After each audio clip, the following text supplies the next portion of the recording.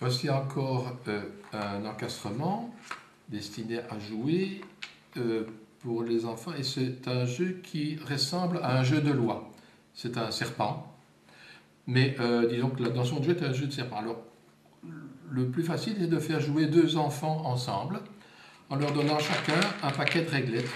Ici, on donne un paquet de réglettes à cet enfant-là, un paquet à l'autre, ou ils les choisissent eux-mêmes dans un gros paquet, voilà. Et ils jouent chacun leur tour, éventuellement avec un dé. Ou alors, chacun leur tour pour arriver à remplir complètement le serpent. Et donc, au départ, voilà, on met une réglette. Ici, ça c'est tout à fait facile de mettre cette réglette-là. Là, il n'y a pas de problème. Et puis l'autre enfant joue, il n'y a pas de problème, il met sa réglette. Puis le premier rejoue, il résout ici. Ça commence à être un petit problème. S'il essaye de mettre une réglette un peu plus grande, ce n'est pas possible. Au tournant, il y a à chaque fois un petit problème. Il est obligé de choisir une réglette qui a au maximum cette longueur-là. Donc, celle-ci va aller. Celle-ci va aller, elle est trop courte, mais disons qu'elle est encore possible, mais pas les plus grandes. Et puis on continue, l'autre enfant joue, puis comme ceci, voilà, ici il n'y a pas de problème, là non plus il n'y a pas de problème.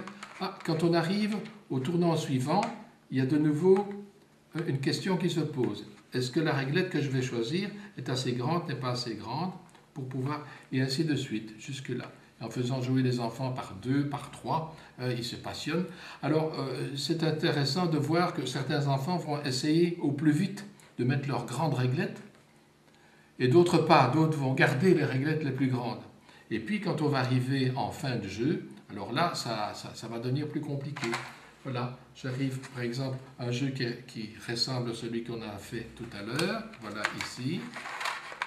Eh bien, quand on arrive à la fin du jeu, voilà, et il faut absolument pouvoir terminer. Si je mets cette réglette-ci, il n'y a pas de problème, mais s'il me reste dans mon jeu que des grandes réglettes, des comme ceci, des comme cela, mais je n'arrive plus à les mettre, alors j'ai perdu. Et celui qui a gardé des réglettes plus petites, des comme ça, ou des comme ça, eh bien, il peut gagner le jeu. Alors bien sûr, c'est passionnant de faire un jeu à 2 ou à 3 enfants, mais qu'est-ce que ça apporte comme notion?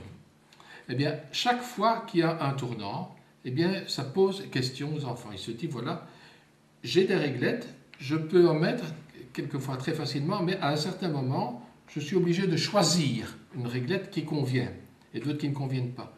Et à la fin, il n'y a plus qu'une réponse, il n'y a plus qu'une réglette qui peut convenir.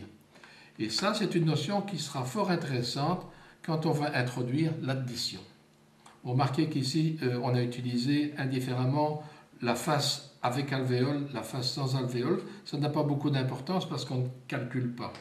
Mais si les enfants ont mis toutes leurs réglettes du côté alvéole, bien, au moment de passer, ils vont pouvoir éventuellement compter quel est le nombre d'alvéoles qui leur manque pour aller là. Mais disons que c'est un peu trop tôt, puisqu'on n'est pas encore dans le calcul chiffré.